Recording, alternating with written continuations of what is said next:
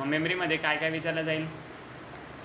Fasted memory and lowest memory कोणती, सगळ्यात slowest memory कोणती आणि फास्टेड मेमरी कोणती. जर येत असेल तर सायलेंटमध्ये कमेंटमध्ये टाकून द्या, येत माहिती असेल. नंतर यामध्ये विचारलं जाईल, आता मेमरीज आली तर मेजरमेंट कशी करतो आपण मेमरीला मेजरमेंट कशी करतो, मेजरमेंटवरील की मेमरीला आपण मेजरमेंट कशी करतो. जसं एखादी टाकी तुम्ही घरी आणली तर त्या टाकीला लिटरमध्ये आपण मेजर करतो की 10,000 लिटरची टाकी आहे, 2,000 लिटरची. तशी मेमरी आली तर कशी मोजतात तुम्ही ती? GB MBमध्ये मोजणार ना. मग ते मेजरमेंट विचारलं जाईल. नंतर समजून घ्या, असं विचारलं जाईल की 1024 KB मीन्स किती GB, असा प्रश्न येईल की नाही. इतके KB म्हणजे हा किती येईल GB मध्ये, असे सुद्धा प्रश्न येतील. नंतर मेमरीमध्ये काय येईल? फास्टेड, लोवेस्ट येईल. नंतर सेकंडरी कोणाला म्हणतात, प्रायमरी कोणाला म्हणतात, व्हॉलेटाईल मेमरी कोणाला म्हणतात, ओके, नॉन व्हॉलेटाईल मेमरी कोणाला म्हणतात. हे 3 प्रश्न फिक्स आलेच पाहिजे, तरच टिक करायचं, नाही तर टिक करायचं नाही. व्हॉलेटाईल कोणाला म्हणतात, नॉन व्हॉलेटाईल कोणाला म्हणतात. तुम्ही ते मुलं आहात ज्यांना मी आता सांगतोय, 3-4 जण आहेत तुम्ही, की मी काय काय विचारू शकतो आणि काय काय नाही. ठीक आहे. व्हॉलेटाईल मेमरी काय असते, नॉन व्हॉलेटाईल काय असते, फास्टेड मेमरी कोणती आहे, सगळ्यात लोवेस्ट मेमरी कोणती आहे, मेजरमेंट कसं घेतो आपण मेमरीचं, KB बीटपासून ते 13 बाईट झेटाबाईटपर्यंत, काही पण पूर्ण लाईन सिम्पल येते. एक कॉन्सेप्ट समजला तर बाकीचे सगळे कॉन्सेप्ट समजले. वृक्षाली तुला माहिती का बीट बाईट काय असतं? बीट माहिती आहे? हो सर. बीट काय असेल? बीट फक्त एकच व्हॅल्यू स्टोअर होते, तर बाईट म्हणजे 8 बीट म्हणजे 1 बाईट होतो. बघा किती क्लिअर आहे, सगळं सविस्तर क्लिअर आहे त्या मुलीचं. ठीक आहे, बरोबर की नाही. हे जेव्हा हेक्साडेसिमल आहे आपण व्हॅल्यू शिकून घेतो तेव्हा हे पूर्ण क्लिअर होऊन जातं. एका बाईटला आपण 1 कॅरेक्टर म्हणजे किती? 1 कॅरेक्टर म्हणजे जर का आपण पूर्ण स्ट्रिंग मध्ये घेतलं तर आपल्याला तिथं बाईटची म्हणजे 1 बाईट मेमरी यूज करावी लागेल. आणि जर का फक्त एक सिंगल व्हेरिएबल घेतला तर तिथं 1 बीटच हे होते, 2 बाईट. बरोबर. जर मी एक 1 कॅरेक्टर जर का तुला सांगितलं की हे किती बाईट होतात, तर हे 1 बाईट येईल, बरोबर का. 1 अल्फाबेट 1 बाईट, आणि 1 अल्फाबेटमध्ये आणि 1 बाईटमध्ये किती येतील? 8 बीट येतील. म्हणजे सगळ्यात लोवेस्ट मेजरमेंट मेमरीचं बीटमध्ये होतं. बरोबर. तरी मी उद्याच्या लेक्चर किंवा पुढच्या लेक्चरमध्ये हेक्साडेसिमल हा एक्सप्लेन करेल तुम्हाला, कारण की हे मला फक्त माझ्या सरांनी शिकवलेलं होतं हेक्साडेसिमल चार्टमध्ये. ठीक आहे. एक्झाममध्ये आले नाही CCC म्हणून मी याच्यावर काही फोकस केला नाही, पण वृक्षालीमुळे माझं पण पूर्ण क्लिअर झालं. Primary memory and secondary memory कोणती आहे, कोणत्या मेमरीला, ठीक आहे, व्हॉलेटाईल कोणती आहे, नॉन व्हॉलेटाईल कोणती आहे, बरोबर. नंतर काय काय विचारलं जाईल, कोणत्या मेमरीला पुन्हा पुन्हा रिफ्रेश करावं लागते, कोणत्या नाही, कोणत्या मेमरीला नाही रिफ्रेश करायला लागत आहे ना. मग आता यांच्यामध्ये पण असे पण प्रश्न येतील की मेमरी आहे याच्यामधला डाटा आपण इरेज करू शकतो का, असं नाव दिलं जाईल. आता जर का असला तर इरेज करू शकतो, P असला तर प्रोग्राम बी करू शकतो, आणि फक्त P असला तर प्रोग्राम करू शकतो, इरेज करू शकतो का नाही. म्हणजे प्रश्न जर आला इरेज करता येईल का, नो टाकून द्यायचं, फॉल्स, किंवा PROMला इरेज करता, PROM मधला असलेला डाटा इरेज करता येईल, असा मराठीत पण प्रश्न येईल. तिथं ट्रू अँड फॉल्समध्ये तुम्हाला आन्सर असेल, मग काय टाकणार, ट्रू किंवा फॉल्स. तिथं यस आहे का, ई आहे का, नाही. ई असेल तर इरेज करता येईल, ई नाही तर इरेज करता येणार नाही, फक्त प्रोग्राम करता येईल. म्हणजेच ही मेमरी आहे, ह्या मेमरीमध्ये हा डाटा दिलेला आहे ऑलरेडी, तर ही मेमरी जर का ही आहे PROM, तर हिला मी प्रोग्राम करू शकतो. म्हणजे हे जो प्रोग्राम आहे याला खोडू शकत नाही शकत, याच्या पुढचा डाटा मी लिहू शकतो माझ्या पद्धतीने. खोडू शकतो का, नाही, फक्त प्रोग्राम करू शकतो. ठीक आहे. आणि सिस्टमसाठी काम करते, कम्प्युटरला उठवण्यासाठी. जेव्हा कम्प्युटर झोपलेला असतो पुन्हा पुन्हा त्याला ऑन करावा लागतो तेव्हा. तसंच पुढचा प्रश्न असा पण येईल ई पी रॉमवरती ईला आपण प्रोग्राम करू शकतो का, हिच्यामधला डाटा आपण इरेज करू शकतो का. ई आहे, पी पण आहे, म्हणजे इरेज पण करू शकतो, प्रोग्राम पण करू शकतो. तिचं नाव असंच आहे, erasable programmable read only memory. नंतर ही ई पी रॉम आहे, जसं की याच्यामध्ये दिलेलं आहे electrical erasable programmable read only memory. Electrical फॉर्मॅटमध्ये डाटा जो असतो तो इरिजल पण करता येतो आपल्याला, ओके, प्रोग्राम पण करता येतो आणि रीड ऑनली मेमरी. आता ही आताची आधुनिक मेमरी आहे, ठीक आहे. कळलं. सिम्पलचा फॉर्मॅट हे सांगितलेलं नव्हतं. मुलं कमी आहेत, हे जे कमी मुलांनाच भेटलं असेल शिकायला. मी नक्कीच आता उद्या याच्यावर प्रश्न टाकेल तुम्हाला, ठीक आहे. चला, कॅश मेमरी सगळ्यात फास्टेड मेमरीमध्ये येते. पण जर का विचारलं की कॅश मेमरीचा टाईप, कॅश मेमरी कोणाचा टाईप आहे, तर सांगता येईल का. रजिस्टर नाही, रजिस्टर नाही. कॅश मेमरी रजिस्टर हा टाईपच नाही मुख्यतः कोणाचा, ठीक आहे. रजिस्टर हा मुख्यतः कोणाचाच टाईप नाही. रजिस्टर फक्त ती लाईन आहे, किंवा रजिस्टर असं छोटे छोटे शेल्स आहे तिथं. मीन्स बघितलं असेल ना तुम्ही कम्प्युटरमध्ये, त्या टाक्या असतात बघा छोट्या छोट्या मदरबोर्ड्सवरती, त्यांना रजिस्टर आपण म्हणतो. त्यांना कॅश मेमरी असं, त्यांना रजिस्टर आहे, त्यामध्ये तो डाटा साठवलेला असतो कम्प्युटरचा. ते रजिस्टर फास्ट असतात, किंवा त्याला आपण म्हणू शकता तुम्ही रजिस्टर की मदरबोर्ड आहे समजा, कोणतं प्लेट बघितलं असेल, लाईन बघितली का तुम्ही गोल्डन कलरची, अशी गोल्डन कलरची लाईन असते. मला हे सांगा, मदरबोर्डमधून डाटा सप्लाय होतो की नाही एका हार्डवेअरपासून दुसऱ्या हार्डवेअरपासून. समजा मदरबोर्डला, जसं की आता इथं मदरबोर्ड टाकलेले आहे, तुम्हाला मदरबोर्ड दाखवले ना, तुम्हाला चांगला क्लिअर होईल. म्हणजे थोडक्यात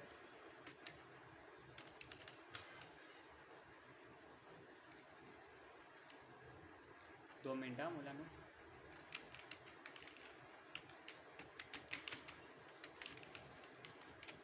लेक्चरला भरपूर टाईम गेला आता, टाईमच करून टाकला मी भरपूर, 7पर्यंत बोललो होतो म्हणून.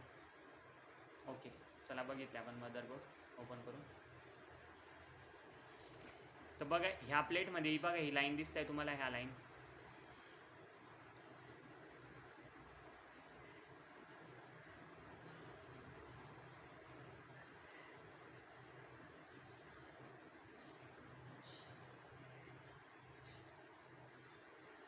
दोन मिनटं आपण ओपन करून बघू इमेजला. रजिस्टर काय असतं, म्हणजे रजिस्टर तर माहितीच असेल, सिंपल पार्ट आहे, तरी दाखवल्यावर चांगलं क्लिअर होईल. बघा हा तो शेल असतो जो टायमिंग मॅनेज करतो कम्प्युटरमध्ये, थर्मल शेल. आपण याला लिथियम बॅटरीसुद्धा असं म्हणतो, बरोबर का. आणि रजिस्टर काय म्हणतो मी तुम्हाला, रजिस्टर ही लाईन दिसते का, ही लाईन असेल, किंवा प्रोसेसरमध्ये जेव्हा तुम्ही बघणार, बघा ही लाईन जी आहे, हे छोटे छोटे रजिस्टर बघा, हे इथले, किंवा एक कम्प्युटरची एक लाईन असते. ह्या मदरबोर्डमधून ह्या चिपमधला डाटा इथं कसा पोचत असेल, कारण की ह्या मदरबोर्डवर लावलेले ते बरोबर ह्या लाईनींवरती लावलेले आहे, आणि त्या लाईनीं थ्रू बघा, हा दिसला का सगळ्यांना, ही लाईन बघा दिसते. काय सांगण्याचा प्रयत्न करतोय, ही लाईन दिसते सगळ्यांना, काहीतरी फ्लो होत असेल ना, आणि कम्प्युटरमध्ये तर पूर्ण इन्फॉर्मेशनच फ्लो होते. मग मला सांगा ही लाईन काय काम करते, ह्या हार्डवेअरपासून ह्या हार्डवेअरपर्यंत. एक एक्झाम्पल, डाटा काय करते, जोरात फ्लो करते, म्हणजे डाटा इकडनं तिकडे फ्लो करण्याचं काम करतो, कारण की ह्या लाईनमध्ये डाटा सेव्ह असतोय. मग एक प्रकारचं याला रजिस्टर असं म्हटलं जात आहे. रजिस्टर ते पण नाही दिसायला, असे असतात रजिस्टर. कुठे गेलं रजिस्टर,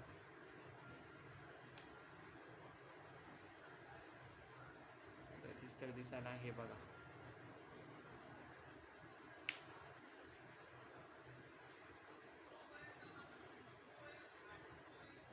यांना हे बघा, हे बघा, हे दिसलं तुम्हाला इथं एक छोटंसं बघा, हे लाईन, हे बघा, हे छोटे छोटे लावले बघा इथं, दोन्ही साईडने त्यांना हे असतं, ठीक आहे. रजिस्टर सर्च करा, है ना, तुम्हाला समजेल. तर तुम्ही ते अगोदर त्या इमेज मध्ये जे दाखवलं त्या आयसीज होत्या ना, ह्या ब्लॅक याच्यात त्या पिन्स वाल्या. ही का, नाही सर, ती नाही, त्याच्याच बाजूला इकडे वरती. ही नाही, ब्लॅक याच्यात हे का, ही त्याच्याच क्रॉसला थोडं वरती. हे नाही हे नाही सर, ते नाही. त्या पिन्स वाला हे, ही जी व्हाईट हा इलिप्स शेप मध्ये आहे ना एक. ओके थांब, हे म्हणते का तू? नाही न, त्याच्याच खालती हे हे वाला. ती ब्लॅक, हा त्या. ओके थांब, ICs का, 2 मिनटं. कुठे येते ते तुझं? शेवट बॅक साईडला येते ना, प्रोसेसरच्या शेवटी. प्रोसेसर नंतर काम करणाऱ्या गोष्टी आहेत त्या, बरोबर. IC integrated circuit. बघ, आधीच्या कम्प्युटरमध्ये इंटिग्रेटेड सर्किट हे IC यूज केले जायचे, 3rd जनरेशनला, बरोबर. First generation vacuum tube, second generation transistor आणि 3rd generation IC integrated circuit. तर हे जे पार्ट्स आहे असू शकतात लावलेले छोटे छोटे इंटिग्रेटेड, पण पूर्ण हार्डवेअरचे नाव नाही माहिती मला, ठीक आहे, क्लिअर सांगतो. पण जर बघितलं तर तुम्ही VGA वायर आहे ना, तर ते जे इन्फॉर्मेशन आहे ना, हे प्रोसेसरसोबत काम करणाऱ्या गोष्टी आहेत त्या, ज्या लागणार आहेत, म्हणून ते तिथं दिलेलं आहे. तर तुला जर का हार्डवेअर सांगितलं असेल सर लोकांनी, किंवा एक्सप्लेन केलं असेल, तुझ्या सब्जेक्टमध्ये असेल तर असेल ते. काय सांगते तू त्यांना? IC का? हो सर, ते जे ALU चे जे ऑपरेशन्स बघा ते दिलेले आपल्याला, अँड ऑर ते यस यस ते यस. त्या ICs वरती ते सर्किट हे करून केलेलं आहे आम्ही ते परफॉर्म प्रॅक्टिकल. ओके, म्हणजे तू इलेक्ट्रॉनिक्स हार्डवेअर घेतलेलं आहे? नाही, आम्हाला माझं कम्प्युटरच आहे ब्रांच, पण आम्हाला प्रत्येक सेमिस्टरला एक सब्जेक्ट इलेक्ट्रॉनिक्सचा असतोच. बरोबर. मग तू काय सांगितलं, जे परफॉर्म प्रोसेसर करतं अर्थमॅटिक लॉजिक युनिट्समध्ये, बीट शिफ्टिंग झालं, ठीक आहे, अँड आणि ओव्हर झालं, तर हे त्याला मदत करतात त्या गोष्टीसाठी असं? हा, म्हणजे त्याचे जे सर्किट्स वगैरे असतात, ते जे ऑपरेशन परफॉर्म करतात ना, त्या ते हे केलेले परफॉर्म प्रॅक्टिकल्स मध्ये ICचा यूज करून. ओके, ते एकच नाही आहे, ते भरपूर आहे बघा तिथे. 1 2 3 4 5 6 7 हे भरपूर दिलेले आहेत तिथं. हा, ते डिफरंट असतात, त्या त्यांच्या पिन वाईज वेगवेगळे मी तुला काय असतात, सांगतो, ऑपरेशन वाईज वेगवेगळ्या पिन्स असतात. हार्डवेअरमध्ये काही काही पार्ट्स मी मुलांना सांगू शकतो की हार्डवेअरमध्ये किती काय आहे म्हणून, ठीक आहे. प्रोसेसर कसं लावायचं आहे, कोणतं प्रोसेसर लावायचं आहे, ठीक आहे, कोणती मदरबोर्ड आहे, तर मदरबोर्ड कोणतं घ्यायचं जर का कम्प्युटर बिल्ड करायचं असेल. पण जर का एवढं डीप जर का असेल तुम्हाला हार्डवेअरमध्ये, तर चांगली गोष्ट आहे, तुला चांगलीच माहिती मिळते त्याच्यात, ठीक आहे. हाच फरक पडतो एका डिग्री असलेल्या व्यक्तीचा, ठीक आहे. जर IC दिलेलं आहे तुला, तर हे कॉन्सेप्ट असेल त्याला IC, मी एकदा स्टडी करून तुम्हाला याच्यावरती आन्सर देईल. पण नक्की मला नाही माहिती की इंटिग्रेटेड सर्किटच म्हणता की त्याला. पण मी मेन पार्ट सांगू शकतो तुम्हाला. हे आपलं याला हिटिंग प्लेट लावलेली असते आपल्याला, ते प्रोसेसर हीट नको व्हायला म्हणून, बरोबर. हिट स्टेज नंतर याला हिटिंग, आपण इथं प्रोसेसर आपलं इनपुट करतो, ठीक आहे. नंतर तुमचं येईल हे लिथियम सेल आहे, तो तुमचा लिथियम बॅटरी. हे जे गॅप असतात इथं आपली रोम मेमरीज येतात, रॅम मेमरी येते इथं, आपण इन्सर्ट करतो. आपल्याला जितकी अवेलेबल असेल तितकी आपण इन्सर्ट करू शकतो याच्यामध्ये. नंतर बेसिकच आहे, जसं की ग्राफिक डिव्हाइस कुठे आहे तुमचं, है ना, USB मेमरी, बाकी हे बेसिक आहे तुमचं इथंच मदरबोर्ड वगैरेसाठी. पण भरपूर पूर्ण बारीक शिकवलं. ट्रान्झिस्टर तुला माहिती असेल मग याच्यामध्ये ट्रान्झिस्टर कुठे आहे? ट्रान्झिस्टर इथं मला दिसवून ब्लर होत आहे ते इथं ना, ठीक आहे. ट्रान्झिस्टर ब्लर होत आहे, तर ट्रान्झिस्टर कळलं मग सगळ्यात फास्टेस्ट मेमरी आहे. मग नेमकं ही कशातच येत नाही, ठीक आहे. मेमरी, ट्रान्झिस्टर मेमरी, ही कॅश मेमरी जी आहे ती येते कशात येते? SRAM, प्रायमरी मेमरीमध्ये येते, बरोबर. SRAM मध्ये. SRAMचा काय येतो, हा टाईप येतो. काय सांगता येतं, विचारलं जाईल म्हणून एकदा सांगितलं. ही कमी असते भरपूर, कारण की ती कमी असते आणि काम तितकं फास्ट करते, जोरात काम असतं तिचं, म्हणून तिची व्हॅल्यू जास्त आहे कम्प्युटरमध्ये. कारण की CPUच्या एकदम जवळ असते, लावलेली फिट केलेली असते, है ना. आणि CPUचा 50% भाग याच मेमरीने गेलेला असतो, कारण की ही मेमरी MBची असते. कारण की SRAM सगळ्यात फास्टेस्ट मेमरी आहे ना, फास्ट मेमरीमध्ये येते, ठीक आहे. आणि जर का ऑप्शनमध्ये तुम्हाला SRAM असेल, रजिस्टर नसेल तर SRAMला टिक करा. रजिस्टर नसेल आणि कॅश असेल तर कॅशला सिलेक्ट करा. आणि जर का कॅश आणि SRAM दोघं नसेल आणि रजिस्टर असेल तर कोणाला सिलेक्ट करावं लागेल, रजिस्टरला सिलेक्ट करावं लागेल. पण हे 3 नाव लक्षात ठेवायचे फास्ट मेमरीमध्ये. कॅश, SRAM ते SRAMचा टाईपच झाला आहे कॅश. कॅश आणि SRAM एकच झाले. पण कॅश हे नाव जास्त करून बोललं जातं, SRAMला जास्त बोललं जात नाही. पण लक्षात राहू द्यायचं की कॅश SRAMचाच टाईप कॅश आहे. रजिस्टर जे मी दाखवलं तुम्हाला, रजिस्टर कोणाचा टाईप वगैरे नाही, हे डाटा फ्लो करतात. जसं तुम्ही हायवेला काही नाव दिलेलं असतं का, त्याला फक्त नाव दिलं असतं मुंबई नागपूर हायवे, ते पण जिथं जाणार आहे तो रस्ता त्यालाच त्याचं नाव दिलेलं असतं, कळतंय का. तसंच रजिस्टर जिथून डाटा फ्लो होतो एका डिव्हाइसपासून दुसऱ्या डिव्हाइसपर्यंत जातो मदरबोर्डवरती, ती लवकर जातो तो, म्हणून त्याला पण एक मेमरी म्हटलं गेलं आहे रजिस्टरला, कारण की तो लवकर डाटा काय करतो, पाठवतो एका डिव्हाइसपासून दुसऱ्या डिव्हाइसपर्यंत, त्याची स्पीड चांगली असते म्हणून रजिस्टर. ओके, प्रोसेसरपर्यंत इन्फॉर्मेशन खेचून आणणं लवकर हे रजिस्टरचं काम असतं, म्हणून फास्टेस्ट मेमरी रजिस्टरला म्हटलं जातं. 1 नंबरला तीच येते, नंतर 2nd नंबरला कॅश येते, बरोबर की, कळलं सगळ्यांना. पण ऑप्शनमध्ये जास्त करून आन्सर हे कॅशच असतं. पण जर असं होणार नाही की तुम्हाला 3 ऑप्शन येतील, पण जर का 3 ऑप्शन आले त्याच्यामध्ये, समजा कॅश पण येतं आहे आणि रजिस्टर पण आहे, दोन्ही ऑप्शन आले, मग कोणतं टिक करणार, रजिस्टर क्लिक करावं लागेल, कळलं.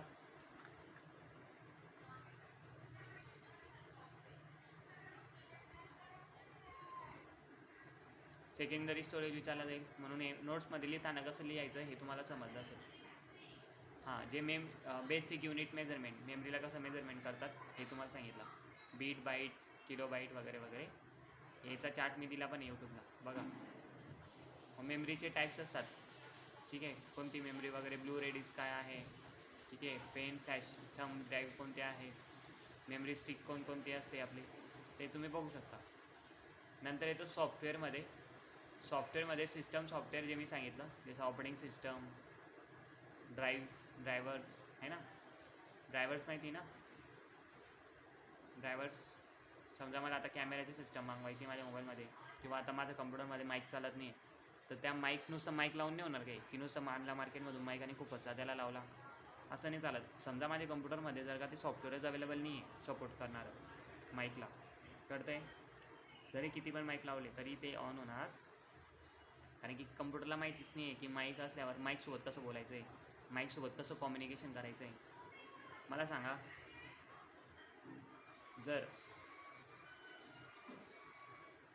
कोणता नवीन व्यक्ती येतो तर त्यासोबत कसं फॉर्मली बोलायचं आहे, त्याला ओळखूनच बोलणार ना सगळेजण, तसं. म्हणून कोणतंही डिव्हाइस आलं तर त्यासाठी एक ड्राईव्स अपडेट करावं लागतो, जर का अपडेट नसला किंवा ऑलरेडी कधी नवीन कम्प्युटर घेतलं तुम्ही तर त्यामध्ये ऑलरेडी असतं, पण काही कम्प्युटरमध्ये नसतं. आणि जरी नवीन घेतलं तरी ते नवीनमध्ये ड्राईव्स आहेत म्हणूनच ते चालतं.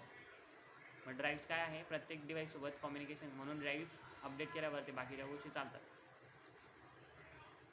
मग ड्राईव्स हे पण एक सिस्टम सॉफ्टवेअरमध्ये येतं, जे ऑलरेडी तुम्हाला मिळतं कम्प्युटरमध्ये, कधी कधी नसतं तर आपल्याला अपडेट करावं लागतं. ओके, लिंकर आणि लोडर माहिती का, डाटाला लिंक करणं प्रोग्रामिंग भाषेमध्ये, आणि नंतर त्याला तेच लिंक झालेल्या डाटाला परत लोड करणं प्रोग्रामिंगमध्ये, हे लिंकर आणि लोडरचं काम असतं. हे प्रोग्रामिंगमध्ये यूज होतात, हे सॉफ्टवेअर आहे तुमचे, हार्डवेअर नाही. कळलं सगळ्यांना. हे सिम्पलची भाषा आहे, याच्यावर एक रील्स तुम्हाला टाकेल मी सिम्पलची, ती बघा, आणि याच्यावर विचारला जाईल प्रश्न, त्याच्यावर असणारे प्रश्न नक्की सॉल्व करा सगळेजण. कळलं. Linker and loader, it is a system program that is linked together several objects, modules and libraries to form a single and coherent program executable. The main purpose of linker is to resolve reference among lives before execution of the program module and required libraries and linked together using the linker software. म्हणजेच तुम्ही जे काही modules बनवले, objects बनवले प्रोग्राममध्ये, okay, ठीक आहे, त्यांना लिंक करणं हे या लिंकरचं काम असतं. आपण मेन्शन करतो ना कधी कधी की कोणता प्रोग्राम आपण दिलेला आहे, कोणता ऑब्जेक्ट पुढे दिलेला आहे स्टार्टिंगला, त्याला मेन्शन करावं लागतो आधी की तोच मी इथं घेतो आहे बा, त्याला मेन्शन करतो आपण, टॅग करतो की त्यालाच पकडावा म्हणून तुम्ही, बरोबर. आता 2+2 करायचं आहे तर 2+2 करायचं तर मी परत पुन्हा मला 2+2 करायचं आहे प्रोग्राममध्ये, तर मी पुन्हा ते 2+2 लिहेल का, जर असं टायमाला जर का मोठं असलं तर मी ते लिहित नाही. जर का मी स्टार्टिंगला ते लिहिलं असलं तर मी तेच मेन्शन करून देतो की मी ह्या लाईनला हे लिहिलेलं आहे. तर ते मेन्शन करण्याची पद्धत असते प्रत्येक प्रोग्रामिंग लँग्वेजमध्ये वेगळी. तर ते मेन्शन करणं हे झालं लिंक. म्हणजे हा कोड, मग समजा मी खालचा कोडमध्ये जर का दुसऱ्याचं मेन्शन केलं आहे तर हा खालचा कोड कोणाला लिंक आहे? वरच्या कोडला लिंक आहे, कारण की वरचा डाटा मी खाली टाकतो आहे. तर हे लिंक झालं. तर हे सॉफ्टवेअर काय करतं, ते बरोबर लिंक करणं आणि हे लिंक असलेले प्रोग्राम प्रॉपर एक्झिक्यूट व्हावे.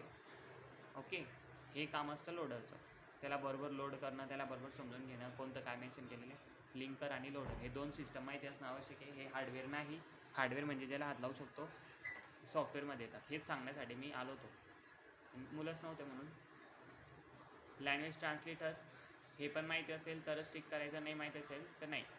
ठीक आहे, वहीमध्ये कम्प्युटरला जेव्हा प्रोग्रामिंग लँग्वेज करतो ना आपण, तर प्रोग्रामिंग लँग्वेजला कंपाईल करण्यासाठी कम्प्युटर भाषेमध्ये त्याचा समजवण्यासाठी हे कंपायलर यूज होतात. म्हणून हे प्रत्येक वेगवेगळे आहेत. काही जण लाईनीत आन्सर देतं, ठीक आहे. काही जण एकाच टायमाला. तर हे कंपायलर तुम्ही लिहा, ठीक आहे. याच्यावर तुम्हाला एक्सप्लेनेशन मी नक्की पाठवतो. आता 7 सांगितलं, ते 7च्या वरती टाईम झालेला आहे लेक्चरचा, जास्त झालेला आहे म्हणून. ओके, उद्या मला नोट्स आणा लिहून, ठीक आहे. होऊन जाईल ना सगळ्यांकडनं. याच्यावर फोकस करा, ठीक आहे. हे महत्त्वाचं आहे, सगळ्यात महत्त्वाचं आहे. याच्यावर ट्रान्सलेटरवर प्रश्न येतात, लँग्वेज ट्रान्सलेटरवर. याची मी व्हिडिओ तुम्हाला पाठवतो आणि एक्सप्लेनेशन पण पाठवतो, ठीक आहे. ट्रान्सलेटर आहेत कोणत्याही लँग्वेजमध्ये सॉफ्टवेअर तुम्ही मागवतात ना, तर त्या लँग्वेजला समजण्यासाठी एक कंपायलर यूज होता म्हणजे होतात. आता C++साठी कंपायलर यूज होतो समजा, ॲसेंबलर यूज होतात. प्रत्येक वेगवेगळ्या लँग्वेजसाठी वेगवेगळे इंटरप्रेटर हे पायथॉनसाठी यूज होतात समजा, बरोबर. तर हे प्रत्येक लँग्वेजला वेगवेगळ्या लँग्वेजला ओळखण्यासाठी हे काम करतात बॅकग्राऊंडमध्ये. यांच्याशिवाय प्रोग्रामिंग लँग्वेज आपण चालूच शकत नाही, कारण की प्रोग्रामिंग लँग्वेजला अंडरस्टँड करणारे हे तेच आहे. पण हे सॉफ्टवेअर आहे, कळलं. हार्डवेअर आहे का? नाही. ओके. ॲप्लिकेशन सॉफ्टवेअर कोणते, काय असतं ॲप्लिकेशन सॉफ्टवेअर हे दिलेलं आहे याच्यामध्ये, जे आपले काम पूर्ण करू शकतात. आपण वर्ड फाईल बनवतो है ना, मी बोललो तुम्हाला. जे आपले कामं करतात ते ॲप्लिकेशन सॉफ्टवेअर, आणि जे कम्प्युटरसाठी काम करतात ते सिस्टम सॉफ्टवेअर. ॲप्लिकेशन सॉफ्टवेअर आणि सिस्टम सॉफ्टवेअर हे पण थोडक्यात तुम्ही टिक करायचं किंवा नाही टिक करायचं. आता या छोट्याशा डेफिनेशनमध्ये समजत असेल की मी काय म्हणण्याचा प्रयत्न करतो आहे. ॲप्लिकेशन आणि याच्यापेक्षा सिम्पल अजून कोणीच सांगू शकत नाही. सिस्टम म्हणजे सिस्टमसाठी जे कम्प्युटर ऑन पण नाही होऊ शकत ज्या सॉफ्टवेअरमुळे, किंवा जे महत्त्वाचे कम्प्युटरला चालण्यासाठी.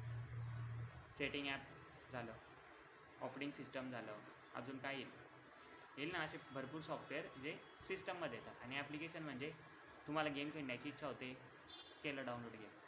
तुम्हाला आता ॲप झोमॅटोवरून काहीतरी पिझ्झा वगैरे मागवा लागतो, केला झोमॅटो डाउनलोड. ही तुमची आवश्यकता होती ना, तुम्हाला गरज होती. हे झाले ॲप्लिकेशन सॉफ्टवेअर.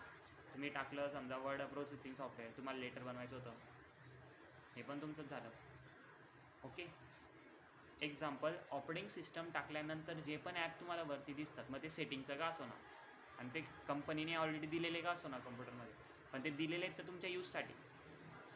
कळते. असे सॉफ्टवेअर ज्यांच्याशिवाय बाकीचे सॉफ्टवेअर चालू नाही शकत कम्प्युटरमध्ये, त्याला सिस्टम सॉफ्टवेअर असं म्हटलं जातं. म्हणजे समजा मी तुमचं ऑपरेटिंग सिस्टमच जर का उडवून टाकलं तर तुमचे बाकीचे सॉफ्टवेअर चालतील का? तुम्ही चालू शकता का त्यामध्ये व्हॉट्सअप? नाही चालू शकणार, कारण की तो एक महत्त्वाचा जो सॉफ्टवेअर होता तोच उडवून टाकलेला आहे. मग असे सॉफ्टवेअर जे पूर्ण सिस्टमला सांभाळतात. जर आपल्या घरात आईवडील आहेत, आईवडिलांनी निर्णय घेणंच बंद करून दिलं तर तुम्ही निर्णय घेऊ शकाल का नंतर? शेवटी तुम्ही कोणाकडे जाणार आहे? आईवडिलांकडे. जर का आईवडिलांनी सांगितलं तुम्हाला, मम्मी मला बाहेर जायचं आहे, मी या ठिकाणी फिरायला जाणार आहे, घरचे म्हटले आम्ही काहीच बोलणार नाही, आम्ही काहीच बोलणार नाही म्हणजे आम्ही निर्णय नाही घेते या गोष्टीत, असं त्यांनी तुम्हाला दाखवलं, तर तुम्ही जाणार का? तुम्हाला कळेल का काय करायचं आहे आता? तुम्ही डायरेक्ट म्हणणार, तुम्ही थांबून जाणार तिथं. तसंच सिस्टममध्ये प्रत्येक गोष्ट चालवण्यासाठी ते सिस्टम सॉफ्टवेअर असतात जे मदत करतात चालवण्यासाठी. जर ते नाकारले किंवा त्यांना तुम्ही डिलीट केलं किंवा ते नसले त्या सॉफ्टवेअरमध्ये, तर ते चालू होईल का? नाही चालू. म्हणून सिस्टम आणि जनरल हे सिम्पलची पद्धत आहे. ओपन सोर्स जे ओपन सॉफ्टवेअर आहेत, नंतर कोणते येईल तुमचे main barrier for using property software different याच्यावर ते येतीलच तुम्हाला प्रश्न. म्हणून प्रॉपरायटरी कोणाला म्हणतात? प्रॉपरायटरी सॉफ्टवेअर आणि ओपन सोर्स सॉफ्टवेअर यांच्यामधला फरक अंतरच टिक करायचं. ओपन म्हणजे ओपन फ्रीमध्ये भेटतात आणि प्रॉपरायटरी म्हणजे आपल्याला काहीतरी पैसे पेड करावे लागणार. Criteria for the distribution of OSS. OSSमध्ये काय डिस्ट्रीब्युशन आहे तुमचे रिसोर्स कोड, ठीक आहे, त्याचे काय काय देतात बहुते हे प्रॉपरायटरी सॉफ्टवेअर आपल्याला कशा पद्धतीने हे त्याचंच आहे प्रॉपरायटरी सॉफ्टवेअर. बघा कसं एक्सप्लेन करण्यासाठी दिलेले भरपूर, म्हणजे याच्यावर पण येईल प्रश्न तुम्हाला. IT गॅजेट्स कोणाला म्हणतात आणि IT गॅजेटचा फुल फॉर्म काय हे विचारलं जाईल, है ना. IT गॅजेट्स माहिती पाहिजे. जे पण इलेक्ट्रॉनिक डिव्हाइस आहे यूज होतात आता, जे इंटरनेटला कनेक्ट नाही होत ते पण, ते IT गॅजेट्समध्ये येतं. कळलं. पण आहे काहीतरी इलेक्ट्रॉनिक्सचे छोटे मोठे डिव्हाइस आहेत ते IT गॅजेट्समध्ये येईल. बघा हे काही कनेक्ट होतं का कोणाला नाही होत, पण हे IT गॅजेट्समध्ये येतं. स्मार्ट बँड म्हणतो आपण याला, ठीक आहे. डिस्प्ले वगैरे आहे, त्याला मेमरी आहे, डिजिटल आहे ना. हे येतात तुमच्या IoT डिव्हाइसमध्ये, इंटरनेटला कनेक्ट होणार हे पण IoT डिव्हाइस. ठीक आहे. मोबाईल ॲप्लिकेशन कोणकोणते त्याच्यावर पण प्रश्न विचारले जाईल. ते हे पण जर तरच स्टिक करा जर ॲप्लिकेशन इथं बुकमध्ये दिलेले सगळे ॲप्लिकेशन माहिती आहे जे चालवता तुम्ही रेग्युलर. भीम ॲप, माय गव्हर्मेंट ॲप, RTC रेल्वेचा app, payment app, Paytm app, ठीक आहे. डिजी लॉकर जिथे तुमचे आता सगळे डॉक्युमेंट्स व्यवस्थित, गर्व ॲप, ग्रामीण विद्युतीकरण, पासपोर्ट. थोडं लक्ष देऊन तुम्ही हे बघू शकता आणि तरच नोट्स लिहा, म्हणजे हा नको आणि बस चॅप्टर संपून जातो. इतकंच करायचं आहे. अवघड होतं का? तर नोट्स फक्त फर्स्ट चॅप्टरचे लिहायचे ना? हां, बाकी फर्स्ट चॅप्टरचं लिहायचं आपल्याला. जर आपण फर्स्ट चॅप्टरचं पूर्ण चांगलं लिहून घेतलं तरच मला ते प्रश्न करता येतील आणि तुम्हाला सहभाग करता येईल त्या लेक्चरमध्ये, बरोबर की नाही. Okay sir. चालू लेक्चरमध्ये आन्सर द्यायचं फक्त विचारलेलं, आणि जर एक्सप्लेनेशन सांगितलं तर फक्त आन्सर देऊन नाही चालणार, तर मला त्याच्या मागचं एक्सप्लेनेशन द्यायचं की सर हे याचं आन्सर याच्यामुळे येईल की हे असं आहे. जर मी विचारलं सांग बरं मग तू फास्टेड मेमरी कॅशलाच का म्हणते, कारण की सर फास्टेड मेमरी ही SRAMचा टाईप येते, किंवा सर रजिस्टर करते, मग रजिस्टरला काय म्हणते, कारण की रजिस्टर सगळ्यात असं एक्सप्लेनेशन मला हवं त्यावरती. मीन्स जे काही खरं आहे ते.